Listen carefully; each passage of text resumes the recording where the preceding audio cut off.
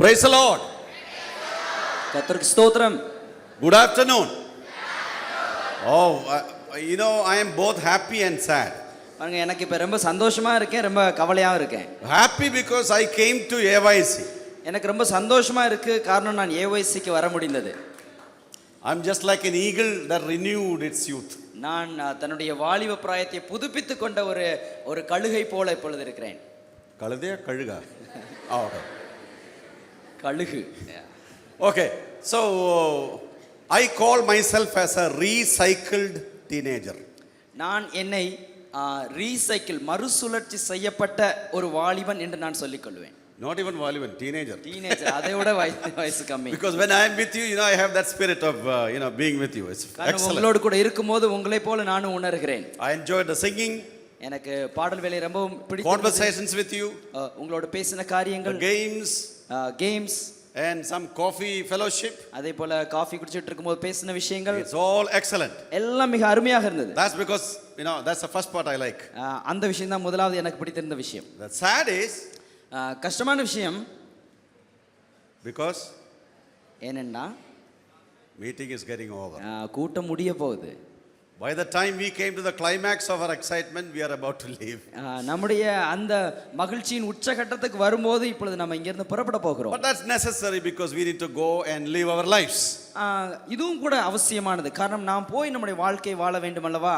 In your group discussion, in your case study, in your sermons and seminars, everywhere we were just keep repeating this, what is your priority, what is your priority, what is your priority. நம்முடைய group discussion மற்றும் நம்முடைய கருத்தரங்கு, நம்முடைய செய்திகளில் இவைகள் எல்லாவற்றிலும் நாம் தொடர்ந்து சொல்லிக் கொண்டிருந்தது நம்முடைய முன்னுரிமை என்ன, எனது முன்னுரிமை என்ன என்று. Every program including the song was drilling the same idea, what is your priority. எல்லா நிகழ்ச்சிகளின் அந்த அம்சத்திலேயும் இந்த பாடல்களிலே கூட நம்முடைய முன்னுரிமை என்ன என்று நாம் தொடர்ந்து சொல்லிக் கொண்டிருந்தோம். And we have heard enough and more about that topic. நாம் அந்த விஷயத்தை பற்றி அதிகமாக நாம் போதுமான அளவிற்கு கேட்டிருக்கிறோம். Priority in our personal life. நம்முடைய தனிப்பட்ட வாழ்க்கையில் முன்னுரிமை என்ன? Priority in our family life. நம்முடைய குடும்ப வாழ்க்கையில் முன்னுரிமை என்ன? Priorities in church. நம்முடைய சபையிலே முன்னுரிமை என்னவாக இருக்க வேண்டும்? Priorities in our studies and social life. நம்முடைய படிப்பு சம்பந்தப்பட்ட சமுதாய சம்பந்தப்பட்ட காரியங்களில் எப்படி இருக்க வேண்டும்? And I'm sure the Lord has been speaking to you these days. இந்த நாட்களிலே ஆண்டவர் உங்களோடு கூட பேசிக் கொண்டிருந்தார் என்று நான் நிச்சயம் நம்புகிறேன். It is our response, it should be our response to tell him, Lord, here am I and I am willing to obey. ஆண்டவரே, இதோ நான் இருக்கிறேன், நான் கீழ்ப்படிய விரும்புகிறேன் என்பதுதான் நமது பதிலாக இருக்க வேண்டும். And few of you have met the Lord Jesus Christ in this camp. இந்த முகாமின் போது உங்களில் ஒரு சிலர் ஆண்டவராகிய இயேசு கிறிஸ்துவை சந்தித்திருக்கிறீர்கள். And I'm happy to know that you have accepted the Lord and you said, Lord, you are in my priority. ஆண்டவரே, நீர்தான் எனது முன்னுரிமையாக இருக்கிறீர் என்று நீங்கள் ஒத்துக்கொண்டு அவரை ஏற்றுக்கொண்ட விஷயத்தை கேள்விப்படும் போது எனக்கு சந்தோஷமாக இருக்கிறது. And you know that Jesus is number one and you need to be having preference or priority for God, Jesus first. ஆண்டவராகிய இயேசு கிறிஸ்து தான் உங்களுடைய வாழ்க்கையிலே முதன்மையாக இருக்க வேண்டும், அவருக்கு தான் முன்னுரிமை கொடுக்க வேண்டும் என்பதை நீங்கள் அறிந்திருக்கிறீர்கள் என்று அறியும் போது எனக்கு சந்தோஷமாக இருக்கிறது. And all those who got saved in this camp, இந்த முகாமின் போது ரட்சிக்கப்பட்ட நீங்கள் அனைவரும் go back to your church, உங்களுடைய சபைக்கு திரும்ப சென்று talk to your elders, உங்களுடைய மூப்பரிடத்திலே சொல்லுங்கள். you have evangelists, talk to that person, அல்லது உங்களுடைய ஊழியரிடத்திலே நீங்கள் பேசுங்கள். and discuss what has happened in your life. உங்களுடைய வாழ்க்கையிலே என்ன நடந்தது என்பதை அவர்களோடு கூட பகிர்ந்து கொள்ளுங்கள். And I'm sure your church will take leadership in teaching you what is Christian life all about. கிறிஸ்தவ வாழ்க்கையானது எப்படிப்பட்டது என்பதை உங்களுக்கு போதிப்பதற்கு உங்களுடைய சபை நிச்சயம் பொறுப்பேற்றுக் கொள்ளும். They will teach you how to pray, எப்படி ஜெபிக்க வேண்டும் என்று சொல்லி how to தருவார்கள். read the Bible, எப்படி வேதம் வாசிப்பது, why church is important, ஏன் சபை முக்கியம் என்று சொல்வார்கள், why you should attend the church, ஏன் சபை நீங்கள் பங்கெடுக்க வேண்டும் என்று சொல்வார்கள், and how to grow as a disciple of Jesus. இயேசு கிறிஸ்துவின் சீஷனாக எப்படி வளர்வது என்று சொல்லி தருவார்கள். Now the next step that you need to move on to is witnessing the Lord in the waters of baptism. அதற்கு அடுத்த படி நீங்கள் எடுத்து வைக்க வேண்டியது ஆண்டவராகிய இயேசு கிறிஸ்துவுக்கு சாட்சி பகரும்படிக்கு நீங்கள் ஞானஸ்நானத்திற்கு கீழ்ப்படிய வேண்டும். Maybe you should request your church to take a Bible study on that so that you will learn about it and you can obey the Lord. அந்த விஷயத்தை பற்றி உங்களுடைய சபை உங்களுக்கு வேத பாடம் எடுக்கும்படி நீங்கள் ஒருவேளை கேட்டுக்கொள்ளலாம். அப்பொழுது நீங்கள் அதை பற்றி கற்றுக்கொண்டு அதற்கு கீழ்ப்படிய முடியும். The Lord called you to be his son or daughter. ஆண்டவராகிய இயேசு நீங்கள் அவருக்கு மகனாகவோ மகளாகவோ இருக்கும்படி அழைத்திருக்கிறார். And you listen to that. அதற்கு நீங்கள் செவி சாய்த்தீர்கள், and you accepted it. அதை நீங்கள் ஏற்றுக்கொண்டீர்கள். Now the next step is, இப்பொழுது அடுத்தபடி, Lord, I like to follow you, ஆண்டவரே உம்மை நான் பின்பற்ற விரும்புகிறேன், and I want to witness you in the waters of baptism. நான் ஞானஸ்நானத்தின் மூலமாக நான் உமக்கு சாட்சி பகர I விரும்புகிறேன். want the whole world to know that I am dead to sin, I am buried to sin, now I am with Jesus Christ. இந்த முழு உலகமும் இதை அறிந்து கொள்ளும்படிக்கு விரும்புகிறேன். நான் பாவத்திற்கு மரித்து நீதிக்கு பிழைத்திருக்கிறேன் என்பதை அறிந்து கொள்ள விரும்புகிறேன். And the rite of baptism will be the public proclamation of what has happened in your life. உங்களுடைய வாழ்க்கையிலே ரகசியமாக நடந்த விஷயத்தை பிரகடனப்படுத்துகிறது வெளியரங்கமாக, அதுதான் ஞானஸ்நானம்.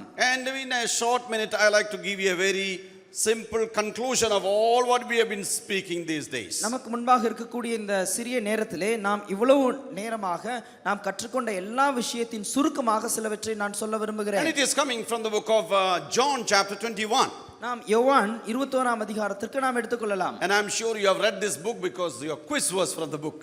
இந்த புத்தகத்தை நீங்கள் ஏற்கனவே வாசித்திருக்கிறீர்கள் என்று நான் அறிவேன். காரணம் உங்களுடைய குவிஸ் போட்டி இந்த புத்தகத்திலிருந்து தான் வந்தது. Jesus is appearing for his disciples at the Sea of Tiberias. ஆண்டவராக இயேசு கிறிஸ்து திபேரியோ கடற்கரையிலே சீஷர்களுக்கு முன்பாக காட்சியளிக்கிறார். There were 7 people there, 7 disciples. அங்கே 7 சீஷர்கள் இருந்தார்கள். Peter said, I go for fishing. பேதுரு சொன்னார், நான் மீன் பிடிக்க போகிறேன் என்று. The other people also said, we are also coming. மற்ற சீஷரும் சொன்னார்கள், நாங்களும் கூட வருகிறோம் என்று. And this is the place where Jesus is showing himself after the resurrection. இந்த ஒரு காட்சியிலே ஆண்டவராக இயேசு கிறிஸ்து தாம் உயிர்த்தெழுந்ததற்கு அப்புறமாக அவர்களுக்கு This is a தரிசனமாகிறார். post resurrection appearance of Christ. ஆண்டவராக இயேசு கிறிஸ்து உயிர்த்தெழுந்ததற்கு அப்புறமாக சீஷர்களுக்கு தம்மை காண்பித்து கொடுக்கிறார். You know, the disciples said, we are also going with you. அப்பொழுது சீஷர்கள் சொன்னார்கள், நாங்களும் கூட உம்மோடு வருவோம். The whole night they were fishing. முழு இரவும் அவர்கள் மீன் பிடித்துக் கொண்டிருந்தார்கள். And scripture says, வேதம் சொல்லுகிறது, they did not catch அவர்கள் பிடிக்கவில்லை. எதை? anything. ஒன்றையும் பிடிக்கவில்லை. They knew the sea. அவர்களுக்கு கடலை பற்றி தெரியும். They have the net. அவர்களுக்கு வலை இருந்தது. They have the boat. படகு இருந்தது. That is their profession. அவர்களுடைய வேலை அதுதான். They have experience of catching many fish in the past. அவர்கள் கடந்த காலத்தில் அநேக மீன்களை பிடித்த அனுபவம் அவர்களுக்கு But இருந்தது. that night they caught nothing. ஆனால் அன்று இரவு அவர்கள் ஒன்றும் பிடிக்கவில்லை. Because their priority is not Lord, their priority is my profession. காரணம் அவர்களுக்கு முன்னுரிமையானது கடவுளாக இல்லை, அவர்களுக்கு முன்னுரிமை அவருடைய வேலையாக இருந்தது. You know, 2 of them are James and John. பாருங்கள், அவர்கள் இருவர் யாக்கோபு மற்றும் யோவான். Do you know who is the father of Zebedee's sons? செபதேவின் Zebedee's குமாரருடைய அப்பா பேரு. செபதேவின் குமாரருடைய அப்பா பேர் என்ன தெரியுமா? Anybody knows? Father of sons of Zebedee? செபதேவின் குமாரருடைய அப்பா Zebedee. Very good. செபதே. Okay, James and John. யாக்கோபும் யோவானும். Then you have Nathaniel. அதுக்கப்புறம் நத்தானியேல் Then இருக்கிறார். there is Thomas. தோமா இருக்கிறார். And Peter was there. பேதுரு அங்கே இருக்கிறார். And Peter is a leader. பேதுரு தான் தலைவராக And இருக்கிறார். 2 other nameless disciples. மற்ற பெயர் சொல்லப்படாத சீஷர்கள் உண்டு. All of them said, we are also coming with you. இவர்கள் எல்லாரும் சொன்னார்கள், நாங்களும் முன்னோடு கூட வருகிறோம். What is the project? Project வேலை என்ன? Let's go fishing. இப்பொழுது மீன் பிடிக்க போகிறோம். We know James and John were repairing the net along with their father. அங்கே யாக்கோபும் யோவானும் தங்களுடைய தகப்பனோடு கூட சேர்ந்து வலைகளை பழுது பார்த்து கொண்டு And Jesus walked by. அப்பொழுது இயேசு நடந்து போனார். And what did Jesus say? அப்பொழுது இயேசு சொன்னது என்ன? Follow me. என்னை பின்பற்றி வா. What did they do? அவர்கள் என்ன They செய்தார்கள்? left the net. அவர்கள் வலையை Left the விட்டுவிட்டு boat. அவர்கள் Left படகை their விட்டு dad. அவருடைய அப்பாவை விட்டுவிட்டு Left the profession. அவர்கள் வேலையை விட்டுவிட்டு Followed Jesus. இயேசுவை பின்பற்றி We know the வந்தார்கள். disciples of Jesus, most of them were fishermen. இயேசு கிறிஸ்துவின் சீஷர்கள் அநேகர் அவர்கள் மீன் பிடிக்கிறவர்களாக இருந்தார்கள். And what did they do? அவர்கள் என்ன செய்து கொண்டிருந்தார்கள்? Jesus said, you are now fisher of fish. I will make you fishers of men. ஆண்டவர் என்ன சொன்னார்? நீங்கள் இதுவரை மீன்களை பிடிக்கிறவர்களாக இருந்தீர்கள், நீங்கள் இதற்கு மேல் மனுஷர்களை பிடிக்கிறவர்களாக மாற்றப்படுவீர்கள் என்று. Lord changed them. ஆண்டவர் அவர்களை மாற்றினார். They were with Jesus for 3.5 years. அவர்கள் 3.5 ஆண்டு காலம் இயேசுவோடு இருந்தார்கள். They are witnesses of Jesus' death. அவர்கள் இயேசு மரிப்பதை பார்த்தார்கள். They know Jesus was buried. இயேசு அடக்கம் பண்ணப்பட்டதை They கண்டார்கள். heard Jesus rose again. இயேசு உயிர்த்தெழுந்தார் என்பதை கேள்விப்பட்டார்கள். But they haven't seen Jesus. அவர்கள் இன்னும் இயேசுவை பார்க்கவில்லை. All of them did not see. அவர்கள் எல்லாருமே இன்னும் Of course, பார்க்கவில்லை. Thomas saw him. தோமா ஏற்கனவே But பார்த்திருக்கிறார். other disciples, ஆனால் மற்ற சீஷர்கள், some of them did not see Jesus. அவர்கள் ஒரு சில இயேசுவை இன்னும் And பார்க்கவில்லை. they are going with a new mission. அவர்கள் இப்பொழுது புதிய வேலைக்காக They were supposed போகிறார்கள். to fish men, அவர்கள் மனுஷனை பிடிக்க வேண்டும். but they left that mission. ஆனால் அந்த வேலையை விட்டு விட்டார்கள். Now what is their priority? இப்பொழுது அவர்களுடைய முன்னுரிமை என்னவாக விட்டது? Madhya Pradesh. மத்திய Pradesh. What is Madhya Pradesh? மத்திய பிரதேசம் என்றால் என்ன? What is? Yeah, food. சாப்பாடு, We want to do job, நமக்கு வேலை வேண்டும், earn money, ஆனா நமக்கு பணம் வேண்டும், feed ourselves. நம்மை நாமே போஷித்துக் கொள்ள. It's all about us. இதெல்லாம் நம்மை பற்றி. Jesus called us and separated us. ஆண்டவராக இயேசு கிறிஸ்து நம்மை அழைத்து But he is பிரித்தார். buried. Our They அடக்கம் say he பண்ணப்பட்டார். rose again. அவர் உயிர் தெழுந்தார். But for survival, we need to, it's all about us. We need to take care of our lives. ஆனால் நாம் உயிர் வாழ்வதற்கு நம்மை நாமே பார்த்துக் கொள்ள வேண்டும் அல்லவா? That night they caught nothing. அன்று இரவு அவர்களுக்கு ஒன்றும் அகப்படவில்லை. And verse 4 says, 4ஆம் வசனம் சொல்லுகிறது, but as the day was breaking, Jesus stood on the shore. விடியற் காலமான போது இயேசு கரையிலே நின்றார். And they did not know that it was Jesus.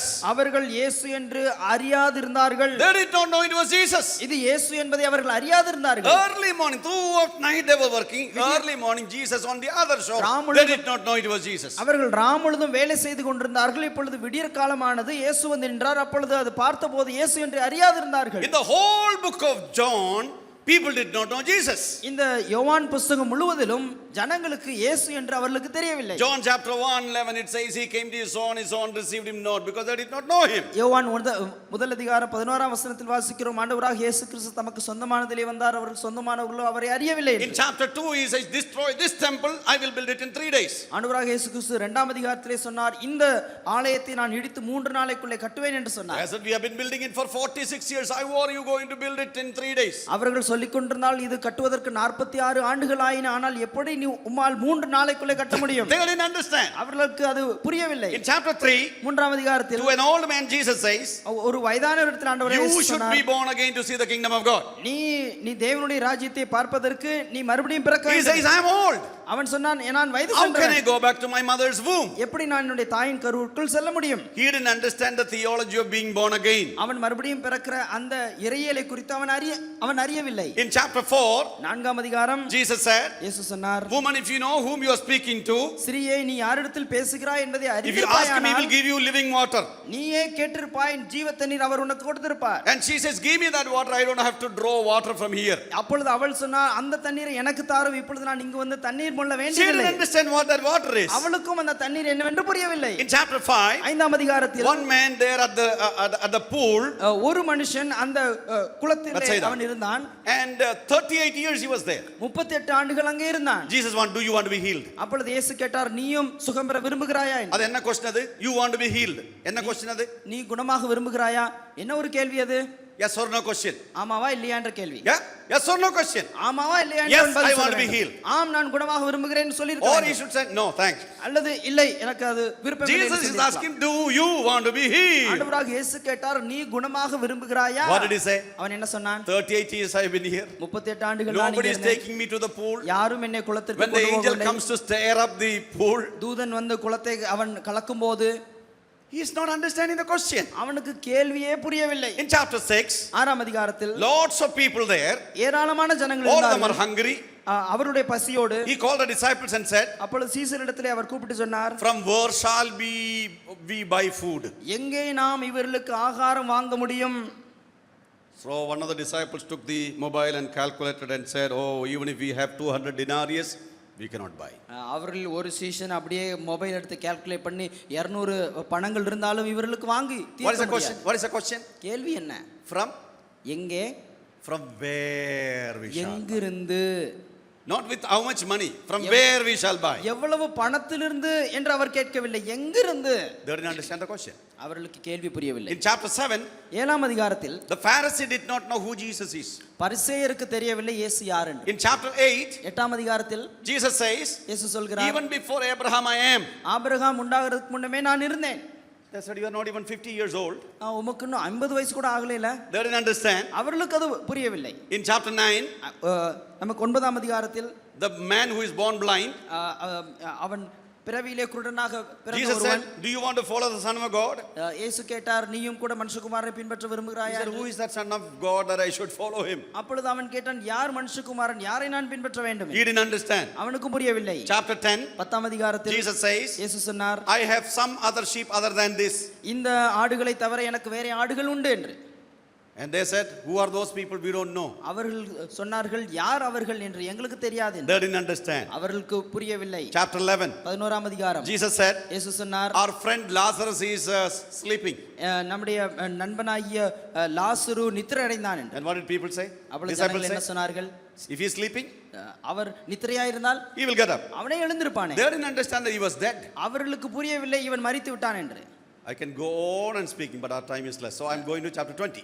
ஆகவே நான் இப்படியே சொல்லிட்டே போலாம், ஆனா நேரம் முடிகிறது. ஆகவே Thinking that it is the gardener, here is Mary Magdalene coming to the garden. இப்பொழுது இவர் தோட்டக்காரர் என்று நினைத்துக்கொண்டு மகதலேனா மரியாள் இவரிடத்திலே வருகிறார். She says, Lord, tell me where you have kept the body of my Lord. I'm here to carry. ஐயரே, இங்கே என்னுடைய எஜமானுடைய சரீரம் வைக்கப்பட்டிருந்தது, அதை எடுத்துக்கொண்டு போகலாம் என்று வந்தேன் என்று. Mary Magdalene, come here. மகதலேனா மரியாள் தான் இவர்கள். இங்க வாங்க. Put your Bible there. Can you carry a dead body? ஒரு டெட் பாடியை உங்களால் தூக்க முடியுமா? தூக்க முடியும். எத்தனை பேர் தேவை? எத்தனை பேர் வேணும்? 4 people. No. Yeah, I've sent 6 people. 4 people cannot. 4 பேரால தூக்க like முடியும். me. என்னை போல ஸ்ட்ராங்கா இருக்கிறவங்களுக்கு At least 6 பேர். 4 people can. Yeah, if they are very 6-pack muscle and all, 4 people. 6 pack One இருந்தா 4 lady is பேர் saying போதும். what? One lady is saying what? Tell me where you have kept him. I'm here to take his body. ஆனால் ஒரு பெண்மணி சொல்கிறார்கள், அவர் வைத்த இடத்தை எங்களுக்கு And சொல்லுங்கள், whom நான் she is எடுத்து speaking செல்கிறேன். to? யார் இடத்திலே சொல்லுகின்றாள்? She is speaking to Jesus. இயேசுவினிடத்திலே தான் இதை சொல்லிக் Did கொண்டிருக்கிறாள். she know it was Jesus? அது இயேசு என்று அவளுக்கு தெரிந்திருந்ததா? No. இல்லை. She is thinking it is gardener. அது தோட்டக்காரர் என்று நினைத்துக் கொண்டிருந்தாள். Chapter 21. 21ஆம் அதிகாரம். When Jesus was standing at the shore, இயேசு கிறிஸ்து அந்த கரையிலே நின்று கொண்டிருந்த போது they did not know it was Jesus. அது இயேசு என்று அவர்கள் அறியாதிருந்தார்கள். You got first class in your exam. உங்களுடைய பரீட்சையிலே முதல் மதிப்பெண்கள் ஒருவேளை And you thought பெற்றிருக்கலாம். that's because of your brain. It was Jesus who gave you that mark. அது உங்களுக்கு உள்ள அறிவு என்று நீங்கள் நினைத்துக் கொண்டிருக்கலாம். You ஆனால் got இயேசு admission கிறிஸ்து in a மூலமாக nice தான். college.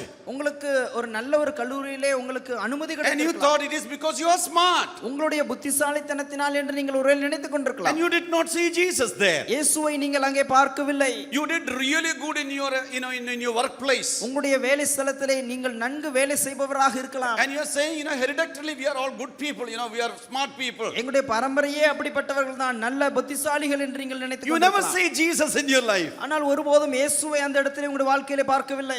When Jesus is not your priority, then you will look at yourself and say, it's all about me. இயேசு உங்களுடைய முன்னுரிமையாக இல்லை என்றால் எப்பொழுதும் உங்களையே பார்த்துக்கொண்டு எல்லாம் என்னால் தான் என்று நீங்கள் சொல்லிக் கொண்டிருப்பீர்கள். Jesus knew that these people were toiling. இயேசு கிறிஸ்துவுக்கு அறிந்திருந்தார் இந்த ஜனங்கள் பிரயாசப்பட்டு கொண்டிருந்தார்கள். There is no Zomato to get coffee or tea when you are working in the ocean, right? அப்படிப்பட்ட அந்த கடற்கரையிலே நீங்கள் வேலை பார்த்து கொண்டிருக்கும் போது ஜொமேட்டோவோ எதுவுமே இல்லை, உங்களுக்கு காஃபியோ டீயோ கொண்டு வருவது. Hungry, மிகவும் பசி, thirsty, தியாகம், sweating, எங்க வேர்வை, hard work, மிகவும் கடின உழைப்பு, lack of sleep, எந்த தூக்கமின்மை, tiredness, மிகவும் களைப்பு. Still they did not get even one fish. ஆனாலும் கூட ஒரு மீனும் அவர்களுக்கு ஆகப்படவில்லை. Which is the smallest fish? எது ரொம்ப சின்ன மீன்? மீன் பிடிக்க போகும்போது என்ன சின்ன மீன்? சின்ன சைஸ்ல நெத்தலியா? நெத்தலியா? என்னது? நெத்திலி அங்கிள் நெத்திலி. நெத்தலி கூட கிடைக்கல. நெத்திலி கூட அவர்களுக்கு கிடைக்கவில்லை. They did not get even a single one. அவர்களுக்கு ஒரு சின்ன மீன் கூட இல்லை. You know what is Jesus saying? இயேசு என்ன சொன்னார் You தெரியுமா? want to have your own struggle, your own work, your own strategy, your own planning, உங்களுடைய your own teamwork. It will be a big zero. உங்களுடைய சொந்த திட்டம், உங்களுடைய சொந்த முயற்சி, உங்களுடைய சொந்த ஒரு யுக்தி, இவை எல்லாம் ஒரு பெரிய பூஜ்யம். Because I am not your priority. காரணம் நான் உங்களுடைய முன்னுரிமையாக இல்லை. My mission is not your priority. என்னுடைய வேலை உங்களுக்கு முன்னுரிமையாக இல்லை. Catching men is not your priority. மனுஷர்களை பிடிப்பது உங்களுக்கு முன்னுரிமையாக You இல்லை. guys are worried about yourself. நீங்கள் அதிகமாக உங்களை பற்றி தான் கவலைப்பட்டுக் கொண்டிருக்கிறீர்கள். Now to add more trouble, Jesus asking, do you have anything to eat? இப்பொழுது அதற்கு இன்னும் கஷ்டத்தை கொடுப்பதற்காக இயேசு கேட்கிறார், எனக்கு ஏதாவது கொடுப்பதற்கு இருக்கா? Lord, we worked throughout the night, we didn't catch anything. ஆண்டவரே, நாங்கள் ராம் முழுதும் பிரயாசப்பட்டோம், ஒன்றும் அகப்படவில்லை. He said, go cast to the right side. இப்பொழுது வலதுபுறமாக நீங்கள் போய் பிடியுங்கள் என்று They would have said, sir, right and left, we have tried everywhere. அவர்கள் சார் ரைட் லெஃப்ட் எல்லாம் எல்லாமே நாங்கள் முயற்சி He said, செய்துவிட்டோம். no, put on the right side. இப்பொழுது இல்லை நீங்கள் வலதுபுறமாக போடுங்கள் என்று சொன்னார். Anyway, they did not object, they listened to Jesus. ஆனாலும் கூட அவர்கள் அதற்கு ஒத்துக்கொண்டு கொண்டு அவர்கள் இயேசு சொன்னபடி செய்தார்கள். And it was filled with 153 fish. 153 பெரிய மீன்களை அவர்கள் பிடித்தார்கள். And Peter looked at, there is one guy who says turn to the right. We turned to the right and we got fish. That must be Jesus. அப்பொழுது பேதுருவுக்கு புரிந்து விட்டது. ஒரு மனுஷன் வந்து வலதுபுறமாக போடுங்கள்னு சொன்னாரு, நம்ம போட்டோம், உடனடியாக மீன் வந்துச்சு. ஆகவே இவர் இயேசுவாகத்தான் இருக்க வேண்டும். What did he say? என்ன சொன்னார் அவரு? It is the யார் அப்படின்னு சொன்னார்? இது யாருன்னு சொன்னார்? It is the Lord. இவர் ஆண்டவர். அப்படிதானே? என்ன எழுதிருக்கு அதுல? தமிழ் பைபிள்ல என்ன எழுதிருக்கு?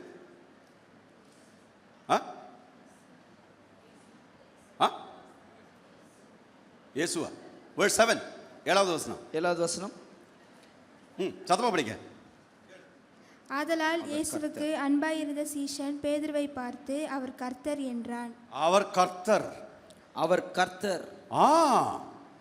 You know, thus disciple whom Jesus loved therefore said to Peter, it is a Lord.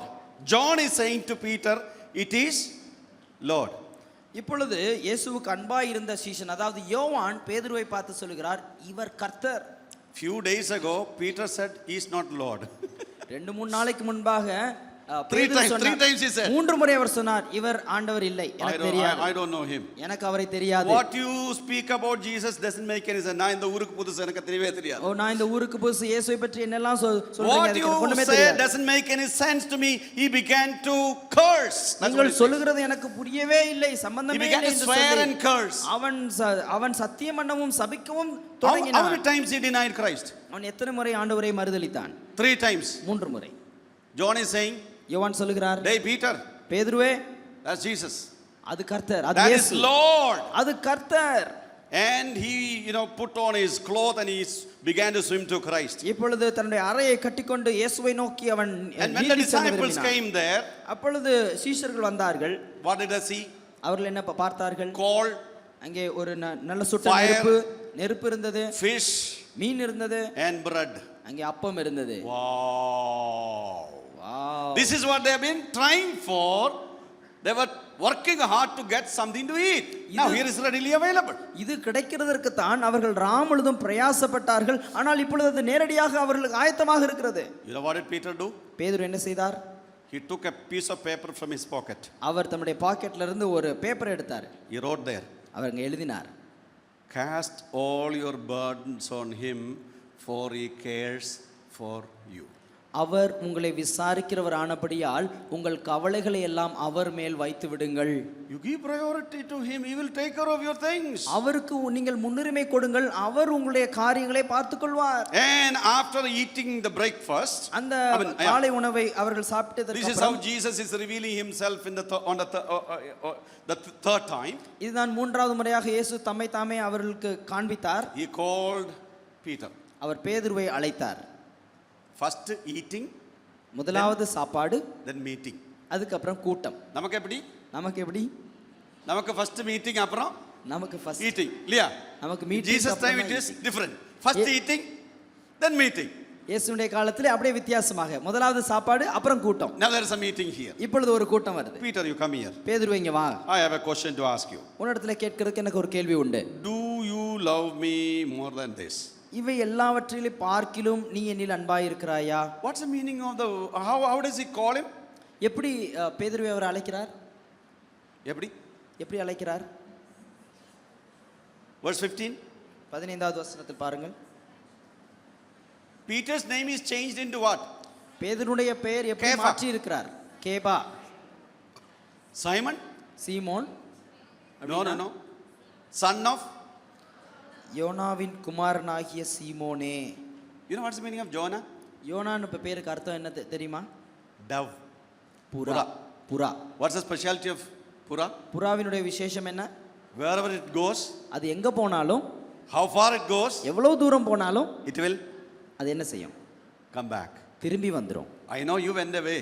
நீங்களும் கூட திரும்பி போனவர்கள் I எனக்கு know தெரியும். you denied me. நீ என்னை மறுதலித்தாய் என்பது எனக்கு தெரியும். Where can you go apart from me?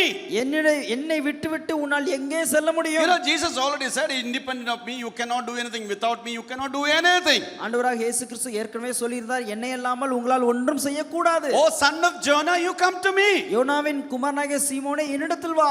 I know there are some people who got saved, who were part of church, but now they are not interested in church. உங்களில் அநேகர் ரட்சிக்கப்பட்டவர்கள், ஞானஸ்நானம் எடுத்தவர்கள், ஆனால் இனிமேலும் சபையிலே எந்த ஒரு விருப்பமற்றவர்களாக You were very active in the church, but now you are not connected to church. சபையிலே மிக உற்சாகமாக இருந்தவர்கள் இப்பொழுது சபைக்கும் உங்களுக்கும் தொடர்பில்லாமல் நீங்கள் You இருக்கிறீர்கள். criticize your church and you have ill feeling for evangelists, you have different of opinion of your elders. That's all true.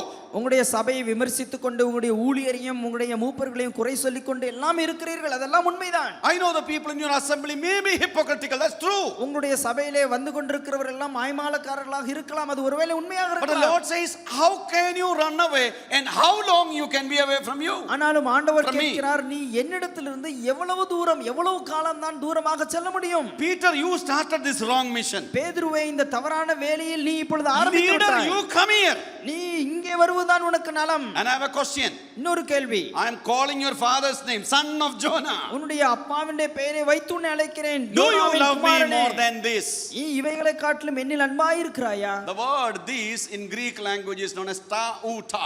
டாவூட்டா என்ற வார்த்தை தான் கிரேக்க மொழியிலே It can be இவைகளை translated காட்டிலும். in two different ways. இதை ரெண்டு விதத்திலே மொழிபெயர்க்கலாம். Masculine or it can be neutral gender. அது ஆண் பாலாகவோ அல்லது பலவின் பாலாகவோ அதை நாம் Now masculine gender. இப்பொழுது ஆண் பாலாக, Do you love me more than these people? நீ இந்த ஜனங்களை காட்டிலும் என்னில் அன்பாயிருக்கிறாய் என்று மொழிபெயர்க்கலாம். If it is neutral gender, அது ஆண் பால் பெண் பால் இல்லாமல் இருந்தால், do you love me more than the fish, more than the boat, more than the net, more than the sea, more than this profession? அதாவது நீ இந்த மீன்கள், படகு, உன்னுடைய வேலை, இந்த வலை இவைகளை காட்டிலும் என்றும் நாம் பொருள் கொள்ளலாம். What was his answer? அவனுடைய பதில் என்ன? Lord, ஆண்டவரே, I love you. உம்மை நேசிக்கிறேன். Second time, இரண்டாவது முறை, do you love me more than this? நீ இவைகளை காட்டிலும் என்னில் அன்பாயிருக்கிறாயா? Yes, Lord, I love you.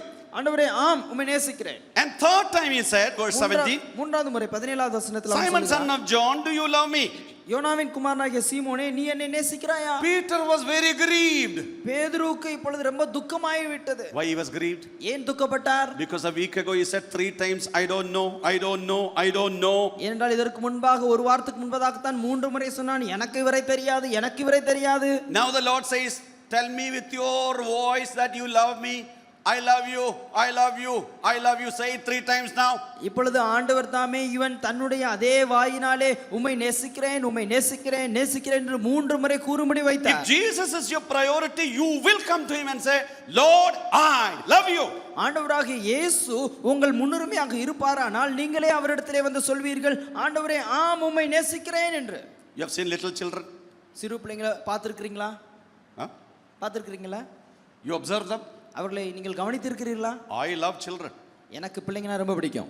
Do you know, I went to the Sunday school actually. நான் சண்டே ஸ்கூலுக்கு நம்ம போயிட்டு வந்தேன். We had plenty of fun there. தெரியுமா உங்களுக்கு? அங்கே எங்களுக்கு ரொம்ப நல்ல நேரம் இருந்துச்சு. If you ask them how much you love, எவ்வளவு நீங்க நேசிக்கிறீங்கன்னு this கேட்டா, much or this much, இவ்வளவான்னு கேட்டிங்கன்னா what would they say? அவங்க என்ன சொல்லுவாங்க? I love you from all the way to moon and back. எனக்கு உங்களை அப்படி நிலா வரைக்கும் போயிட்டு திரும்பி வர அவ்வளவு தூரம் எனக்கு I பிடிக்கும்னு love you சொல்லுவாங்க. so much. எனக்கு உங்களை ரொம்ப பிடிக்கும்னு சொல்லுவாங்க. When Jesus was asked that question, ஆண்டவராகிய இயேசு அந்த கேள்வி கேட்டபோது அவன் என்ன சொன்னது தெரியுமா? உம்மை நேசிக்கிறேன் இவ்வளவு. he stretched his hand on the cross and he said, I love you this much. அவர் சிலுவையில் தன்னுடைய கையை வைப்பது போன்று வைத்துக்கொண்டு Jesus is asking to Peter, tell me how much you love me. ஆண்டவராகிய இயேசு பேதுருவை பார்த்து கேட்டார், எவ்வளவு என்னை நீ நேசிக்கிறாய் He என்று. said, I love you, Lord. ஆண்டவரே, உம்மை நேசிக்கிறேன் Third என்று time he சொன்னார். was grieved. மூன்றாவது முறை அவருக்கு வருத்தம் Lord, ஆயிற்று. you know that I love you. ஆண்டவரே, உமக்கே தெரியும் நான் உம்மை And நேசிக்கிறேன் all என்று. 3 times Jesus says, feed my sheep, feed my lamb. அந்த எல்லா 3 முறையும் ஆண்டவர் சொல்லிக் கொண்டார், என்னுடைய ஆடுகளை மேய்ப்பாயாக, ஆட்டுக்குட்டியை மேய்ப்பாயாக என்று. Who in the world will give the biggest mission of feeding the flock to a man who proved himself to be non-trustworthy and a failure and a pathetic loser? நம்பிக்கை அற்றவனாகவும் நம்பத்தகாதவனாகவும் ஒரு தோல்வி அடைந்தவனாகவும் இருக்கக்கூடிய ஒருவனிடத்தில் யார் மிகப்பெரிய மந்தையை கவனித்துக் கொள்ளும் பொறுப்பை கொடுப்பார்கள்? You think you are a failure? நீங்கள் தோல்வி அடைந்தவர்கள் என்று You நீங்கள் are good for நினைக்கிறீர்களா? nothing? ஒன்றுக்கும் உதவாதவர்கள் என்று நீங்கள் உங்களுக்கு தோன்றுகிறதா? You are not up to the mark? நீங்கள் எந்த அளவிற்கு இல்லை You என்று lived in நினைக்கிறீர்களா? பாவத்தில் வாழ்கிறீர்களா? You had a backslidden life? உங்களுக்கு பின்வாங்கிய You have a அனுபவம் different உண்டா? life outside the church? உங்களுக்கு சபைக்கு வெளியே வித்தியாசமான ஒரு Maybe I'm வாழ்க்கை not that இருக்கிறதா? good. அவ்வளவு I'm நல்லவர்கள் not இல்லை என்று that நினைத்தால், clean. I'm not that clean. நான் அவ்வளவு சுத்தமானவன் என்று நீங்கள் God cannot நினைத்தால், use. தேவனால் பயன்படுத்த முடியாது என்று நினைத்தால், Lord says you can be used. ஆண்டவர் சொல்லுகிறார் நீ பயன்பட முடியும். And he says to Peter, பேதுருவை பார்த்து சொல்லுகிறார், Peter, பேதுருவே, when you were young, நீ வாலிபனாய் இருக்கும்போது you went wherever you wanted. நீ எங்கெல்லாம் போக But விரும்பினாய் when நீ you are போனாய். old, ஆனால் நீ வயதானவனாக மாறும்போது You will stretch out your hands and another person will carry you to the place where you don't want to go. நீ முதிர் வயது உள்ளவனாகும் போது உன் கைகளை நீட்டுவாய், வேறொருவன் உன் அறையை கட்டி உனக்கு இஷ்டமில்லாத இடத்திற்கு உன்னை கொண்டு போவான். And he said about how he is going to glorify God through his death. அவனுடைய மரணத்தின் மூலமாக எப்படி தேவனை இவன் மகிமைப்படுத்த போகிறான் என்பதை ஆண்டவர் சொன்னார். Then after this, அதுக்கப்புறமாக he said to him, அவனை பார்த்து சொன்னார், என்ன சொன்னாங்க? என்ன சொன்னார்? What did he say? Verse 19. 19வது வசனம். Huh? இன்ன விதமான And after மரணத்தினாலே saying this, he said to him, என்னை பின்பற்றி வா, follow me. என்னை பின்பற்றி வா என்றார். Forget about all this business of fishing and living, planning your life. Forget about that. இந்த மீன் பிடிக்கிறது, வேலை, படகு இவை எல்லாவற்றையும் நீ Forget மறந்து விடு. about mobilizing people. நீ ஆட்களை எல்லாம் கூட்டி சேர்க்கக்கூடிய Forget about வேலையெல்லாம் your விடு. plans. உன்னுடைய திட்டங்களை மறந்து விடு. Follow me. என்னை பின்பற்றி வா. Your number one priority is to follow me. உன்னுடைய முதல் முன்னுரிமை என்னை பின்பற்றி வருவது. You were so stupid, man. When I was with you, you never followed me, really well. Now you have a chance. Do it.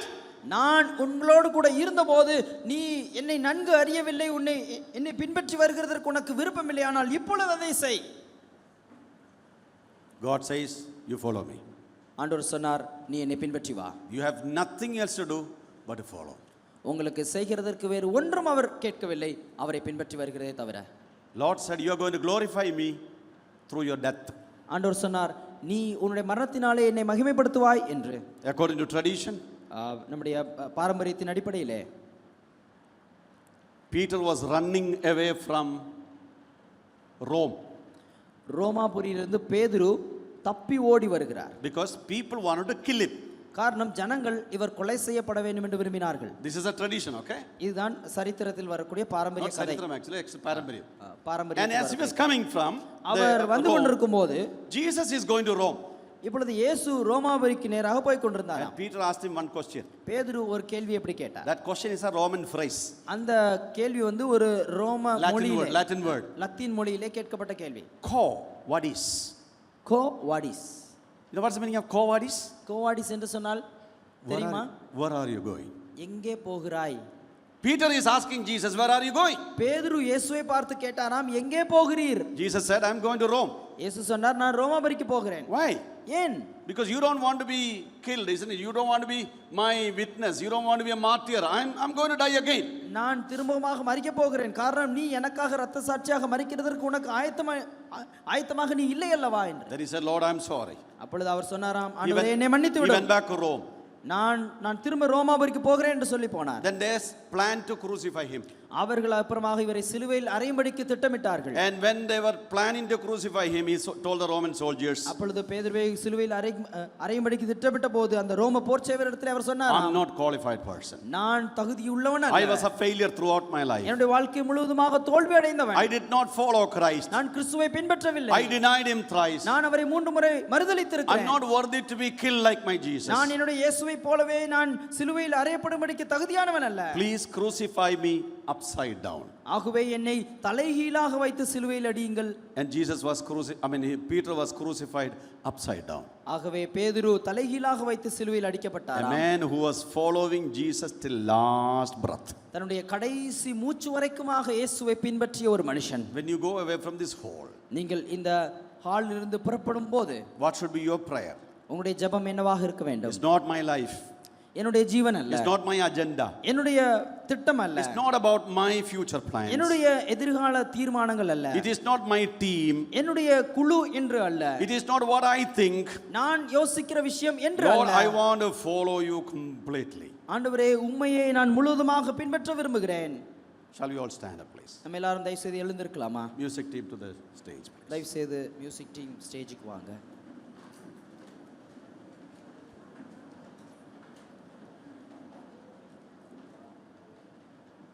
I have decided to follow Jesus. I have decided to follow Jesus. I have decided to follow Jesus. No turning back, no turning back, no turning back, no turning back. The cross before me, the world behind me. The cross before me, the cross before me, the world behind me. No turning back, no turning back, no turning back, no turning back. You take the whole world, but give me Jesus. You take the whole world,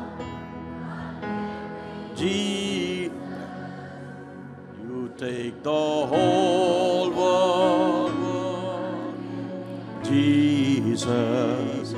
No turning back, no turning back, no turning back, no turning.